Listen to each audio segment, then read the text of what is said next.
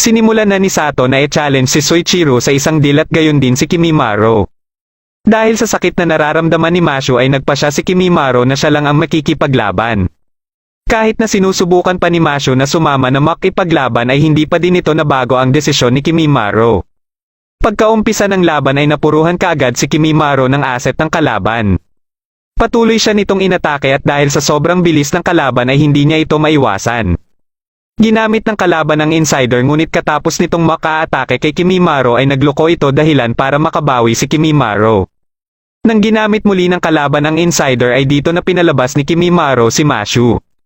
Ginamit nila Kimimaro ang overheated economy at sa sobrang lakas nito ay hindi lang ang kalaban ang natusta kundi pati na din ang malaking parte ng lugar. Nagawa nilang manalo dito habang sila Sato at Soichiro naman ay nag-umpisa na ding maglaban. Gamit ang mergers and acquisitions ay nakuha ni Sato si Kakazuzu. Pagka-atake ni Kakazuzu ay pinalabas kaagad ni Soichiro si Aurora.